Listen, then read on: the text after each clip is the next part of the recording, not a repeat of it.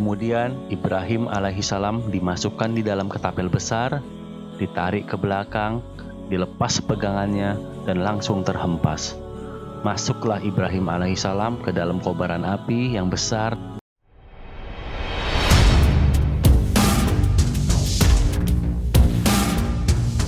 A'udzubillahi minasyaitonirrajim. Bismillahirrahmanirrahim. Alhamdulillahirabbil alamin. Wassalatu wassalamu ala asyrafil anbiya'i wal mursalin. Halo teman-teman, berjumpa lagi dengan Asyidik Channel. Pada episode kali ini kita akan melanjutkan kisah Ibrahim alaihissalam, yang mana kemarin sudah kita bahas sampai Ibrahim alaihissalam mengajak bapaknya untuk menyembah Allah Subhanahu wa ta'ala. Teman-temanku sekalian, ayahnya Ibrahim alaihissalam tidak bisa didakwahi karena kerasnya hatinya dan tidak mau beriman kepada Allah Subhanahu wa ta'ala. Akhirnya Ibrahim alaihissalam berganti mendakwahkan kaumnya. Ibrahim alaihissalam mengajak kaumnya untuk menyembah Allah Subhanahu wa ta'ala, untuk tidak menyembah berhala-berhala dan bintang-bintang. Banyak surat yang menceritakan percakapan antara Ibrahim alaihissalam kepada kaumnya untuk menyembah Allah Subhanahu wa ta'ala. Saat Ibrahim alaihissalam mengatakan kepada ayahnya dan kepada kaumnya, dia berkata, "Apa yang kalian sembah itu?" Dijawab oleh kaumnya, "Kami begitu karena nenek moyang kami menyembahnya." Ibrahim alaihissalam bertanya apa, kaumnya menjawab apa. Tidak sama antara pertanyaan dengan jawabannya. Padahal ibadah kaumnya saat itu adalah ibadah warisan nenek moyang mereka zaman dahulu. Nenek moyang mereka tidak mengetahui apa-apa dan tidak mendapat petunjuk dari Allah Subhanahu wa ta'ala. Ibrahim alaihissalam kemudian mendebat mereka dan menegakkan hujah terhadap mereka. Ia berkata, "Sesungguhnya kalian dan nenek moyang kalian berada di dalam kesesatan yang nyata." Kaumnya mengatakan, "Apakah engkau datang kepada kami membawa kebenaran atau hanya bermain-main?" Kemudian Ibrahim alaihissalam menjawab, "Sebenarnya Tuhan kalian adalah Allah Subhanahu wa ta'ala yang menciptakan langit dan bumi, dan aku bersaksi atas itu." Teman-temanku sekalian, bagaimana Ibrahim alaihissalam tidak bersaksi akan hal itu, sementara ia melihat sendiri keajaiban-keajaiban langit, makhluk-makhluk saat timbul dan tenggelam, dan melihat alam raya yang tertata rapi dan sempurna, yang tidak mungkin terbentuk secara kebetulan ataupun tanpa hikmah di baliknya. Semua yang ada di alam raya merupakan ketentuan Allah Subhanahu wa ta'ala. Kemudian kaumnya berkata, "Hai Ibrahim, berhala-berhala ini adalah Tuhan kami." Ibrahim alaihissalam sudah menjelaskan secara baik-baik, dengan jelas dan tegas, tetapi kaumnya masih saja mengelak.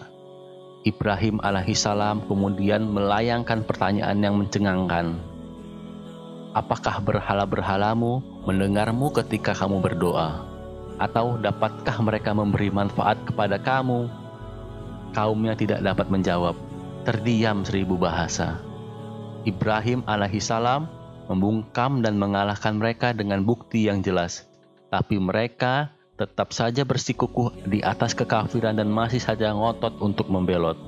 Ketika melihat kaumnya tetap bersikeras di atas kesesatan, Ibrahim alaihissalam berjanji kepada dirinya sendiri bahwasanya setelah mereka pergi meninggalkan tempat ini, ia akan melakukan tipu daya terhadap berhala-berhala yang mereka sembah. Teman-temanku sekalian, kaumnya Ibrahim alaihissalam berkali-kali didakwahi, masih saja selalu mencari-cari alasan, tidak mau mendengarkan dakwahnya. Padahal sudah berkali-kali disampaikan tapi berkali-kali melawan. Mereka yang salah, mereka memutarbalikkan fakta. Saking kerasnya hati mereka, Allah Subhanahu wa ta'ala menutup hatinya. Sampai ketiga, Nabi Ibrahim alaihissalam menyampaikan hujah yang terakhir. Perlu teman-teman ketahui bahwa kaumnya Ibrahim alaihissalam ini mempunyai hari besar. Ada satu hari yang diagungkan oleh mereka, hingga sampailah ke hari tersebut. Hari yang ditunggu-tunggu oleh Ibrahim alaihissalam telah datang, yaitu saat kaumnya melaksanakan hari raya, yang mana Mereka melaksanakan hari raya itu di luar kota Babilonia, bukan di dalam kota Babilonia. Sebelum melakukan perayaan, mereka mempersiapkan perlengkapan sesembahan berupa makanan dan sesajen. Sesajen itu ditaruh di nampan, ditempatkan persis di depan patung-patung berhalanya. Berangkatlah kaumnya ini. Sebelum berangkat, Ibrahim alaihissalam diajak keluarganya, tetapi dia tidak bisa ikut dengan alasan sakit demam. Inilah satu di antara 3 kebohongan yang diucapkan Ibrahim alaihissalam. Yang di pikiran keluarganya, Ibrahim alaihissalam sedang sakit demam. Tapi yang dimaksud sama Ibrahim alaihissalam bukannya sakit demam, tapi sakit hati. Sakit hati karena mereka nggak mau mendengarkan dakwahnya. Setelah semua orang pergi, Ibrahim alaihissalam dengan cepat pergi ke tempat penyembahan patung-patung kaumnya, hingga sampailah ke tempat tuhan-tuhan palsu mereka. Kemudian Ibrahim alaihissalam menyuguhkan berbagai jenis makanan yang akan dipersembahkan kaumnya kepada tuhan-tuhan palsu mereka. Lalu dengan lantang dan keras, Ibrahim alaihissalam berkata, patung-patung, ini ada makanan enak-enak, silahkan dimakan. Wahai para tuhan-tuhan, ayo makan. Kenapa nggak kalian makan? Ditanya kok nggak jawab. Ayo ngomong. Subhanallah, dilawan semua patung-patung itu sama Nabi Ibrahim alaihissalam. Ibrahim alaihissalam marah terhadap berhala-berhala itu. Akhirnya Ibrahim alaihissalam menghampiri berhala-berhala itu, lalu memukul mereka dengan tangan kanan dan menghancurkan mereka dengan kapak yang ada di tangannya. Prang! Dihantam patung-patung itu dengan kapak hingga hancur. Mengingat setan tidak bisa menggoda para nabi, maka amarah manusiawi juga tidak ada pada Ibrahim alaihissalam. Walaupun Ibrahim alaihissalam marah, dia tidak hilap, tetap bisa mengontrol emosinya. Amarah yang ia tujukan ini adalah amarah karena Allah Subhanahu wa Ta'ala. Dia menghancurkan semua berhala berkeping-keping dan menyisakan berhala yang paling besar, agar kaumnya nanti bisa bertanya kepada berhala besar itu. Setelah semua berhala hancur dan yang tersisa berhala yang besar, kemudian Ibrahim alaihissalam meletakkan kapak itu di tangan berhala besar tersebut. Tidak lama setelah itu, kaum Haran yang pulang dari perayaan, mereka langsung menuju tempat pemujaan. Setelah sampai, mereka kaget bukan main. Mereka dikagetkan oleh situasi yang menimpa sembahan-sembahan mereka. Mereka kemudian berkata, "Siapa yang merusak Tuhan-Tuhan kami? Sesungguhnya dia adalah orang yang zalim." Kaum Ibrahim alaihissalam kaget bukan main.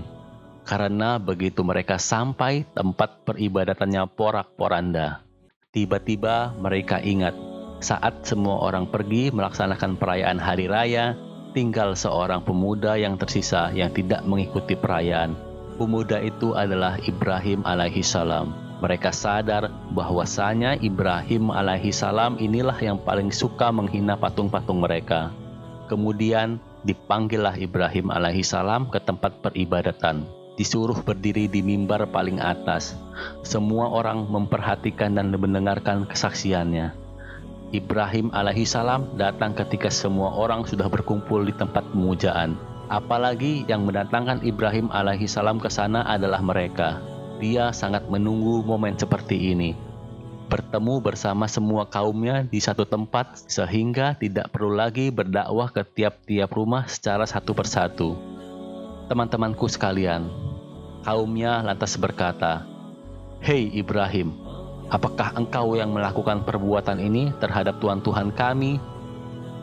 Ibrahim alaihissalam kemudian menjawab, "Sebenarnya patung yang paling besar ini yang melakukannya, karena dia yang pegang kapaknya. Kalau kalian tidak percaya, tanya saja sama dia." Ibrahim alaihissalam lalu menyuruh mereka bertanya kepada Tuhannya, karena Tuhannya ada di situ dan tahu siapa yang melakukannya. Langsung kaum Ibrahim alaihissalam kebingungan dan panik. Begitu cepat mengalahkan orang kafir dengan fakta. Mereka langsung bertanya dan saling menyalahkan. "Kamu kenapa tidak menjaga Tuhan kita? Seharusnya Tuhan kita tidak boleh sendiri. Ada yang menjaga," ucap sesama kaum Ibrahim alaihissalam. Kita bayangkan teman-teman, masa Tuhan dijagain? Mereka saling menyalahkan. "Kamu zolim, seharusnya Tuhan kita dijaga." Berdebatlah mereka saling menyalahkan. Ibrahim alaihissalam tetap tenang. Pada momen ini dijelaskan kebohongan Ibrahim alaihissalam yang kedua. Ibrahim alaihissalam menyampaikan kalau patung yang paling besar itu yang menghancurkan patung yang kecil. Kenapa dihancurkan? Karena dia tidak ikhlas kalian menyembah yang kecil. Makanya semua patung yang kecil ini dihancurkan oleh patung yang besar. Apalagi Allah Subhanahu wa Ta'ala tidak mau disamakan dengan patung-patung itu. Mereka hampir beriman oleh ucapan Ibrahim alaihissalam. Tapi karena keras kepala dan sombong, mereka justru kembali pada keyakinan awal untuk tidak mau beriman kepada Allah Subhanahu wa Ta'ala. Mereka berkata seraya menyampaikan alasan pembelaan untuk sembahan-sembahan mereka. Hei Ibrahim, kau pasti tahu bahwa berhala-berhala itu tidak dapat berbicara. Dengan pernyataan ini, mereka sudah mengakui kalau mereka itu kalah. 3 kali disampaikan hujah oleh Ibrahim alaihissalam, mereka tetap saja merasa sombong tidak mau beriman kepada Allah Subhanahu wa Ta'ala. Lalu teman-teman, orang yang sudah kalah debat, kalah argumen, orang kalau sudah diberikan fakta nggak bisa jawab sampai terdiam dan malu, akhirnya mereka tidak pakai nalar lagi. Hukum yang dipakai itu adalah hukum rimba. Siapa yang kuat, itu yang menang. Kemudian Ibrahim alaihissalam mengatakan, "Mengapa kamu menyembah selain Allah? Apa yang kalian sembah itu tidak dapat memberi manfaat sedikit pun. Kalian akan celaka apabila menyembah selain Allah Subhanahu wa Ta'ala." Akhirnya mereka benar-benar sudah kehilangan akal, sudah kehilangan kesadaran dan sangat marah kepada Ibrahim alaihissalam. Mereka benar-benar kalah. Tiba-tiba kaum Nabi Ibrahim alaihissalam beralih dari perdebatan. Mereka menyeru dengan bersuara keras untuk menutupi kekalahan. Mereka meneriakan, "Ayo kita bantu Tuhan kita. Apakah kita tetap berdiam diri ketika Tuhan kita dihina?" Kemudian mereka menyiapkan tempat pembakaran yang besar untuk Ibrahim alaihissalam dan menyulut api hingga berkobar-kobar. Kobaran api sangat besar dan panas bergerak-gerak bersiap membakar Ibrahim alaihissalam. Dikisahkan juga, jika ada burung-burung terbang di atasnya, pasti akan jatuh di tengah-tengahnya karena kobarannya yang begitu besar. Tidak ada yang berani mendekati kobaran api besar itu. Mereka berusaha sekuat tenaga mengumpulkan kayu bakar. Sampai-sampai ada seorang wanita yang sedang sakit bernazar, jika ia sembuh nanti, ia akan mengumpulkan kayu bakar untuk membakar Ibrahim alaihissalam. Mengapa demikian? Karena wanita ini sangat benci sekali kepada Ibrahim alaihissalam. Untuk semakin menghinakan Ibrahim alaihissalam, mereka mengikatnya dengan tali. Ibrahim alaihissalam hanya diam saja seraya menjadikan dirinya sebagai penebus syariat Allah Subhanahu wa Ta'ala, meski ia mati dengan cara dibakar. Karena saking besarnya api yang berkobar, tidak ada satupun dari mereka yang berani mendekat ke api untuk melemparkan Ibrahim alaihissalam. Akhirnya, mereka mencari cara supaya Ibrahim alaihissalam bisa terlempar ke kobaran api tanpa melukai diri. Kemudian, mereka membuat ketapel besar supaya bisa melemparkan Ibrahim alaihissalam dari jauh. Ketika mereka bersiap-siap untuk melemparkan Ibrahim alaihissalam ke dalam kobaran api, Ibrahim alaihissalam berlindung kepada benteng kokoh yaitu Allah Subhanahu wa Ta'ala. Sebelum dilempar, Ibrahim alaihissalam mengucapkan, "Hasbunallah wa ni'mal wakil." Cukup Allah bagiku dan Dia sebaik-baik pelindung. Cukuplah Allah zat yang paling atas untuk digantungkan dalam urusan hidup mati kita. Kemudian Ibrahim alaihissalam dimasukkan di dalam ketapel besar, ditarik ke belakang, dilepaskan pegangannya dan langsung terhempas. Masuklah Ibrahim alaihissalam ke dalam kobaran api yang besar dan berkobar-kobar. Subhanallah. Semua kaumnya senang bukan main. Mereka sangat bergembira. Mereka kira Ibrahim alaihissalam langsung terpanggang dan mati. Api adalah salah satu ciptaan Allah Subhanahu wa Ta'ala. Allah Subhanahu wa Ta'ala memerintahkan kepada api itu untuk dingin dan berikan keselamatan kepada Ibrahim alaihissalam. Api pun menjadi dingin dan menyelamatkan Ibrahim alaihissalam. Pesan wahyu lebih dulu sampai ke api sehingga api mematuhi perintah Allah Subhanahu wa Ta'ala. Api hanya membakar tali pengikat Ibrahim alaihissalam, sehingga Ibrahim alaihissalam menjadi bersih dari segala kotoran-kotoran. Sedikit pun tubuh Ibrahim alaihissalam tidak ada yang lecet dan luka.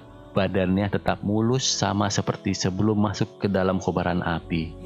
Dikisahkan juga di sini, Rasulullah Shallallahu Alaihi Wasallam menceritakan Nabi Ibrahim dilempar ke dalam api. Berkumpullah seluruh makhluk-makhluk bumi untuk menyelamatkan Nabi Ibrahim. Mereka meniup untuk memadamkan api yang melahap Nabi Ibrahim, terkecuali satu binatang. Siapakah binatang itu? Dia adalah cicak. Dia justru meniup api agar semakin menyala-nyala dan besar.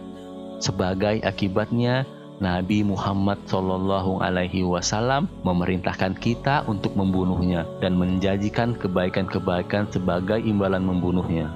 Demikian yang dapat saya sampaikan. Kesalahan datangnya dari saya, kebenaran datangnya dari Allah Subhanahu wa Ta'ala. Wabillahi taufik wal hidayah. Wassalamualaikum warahmatullahi wabarakatuh.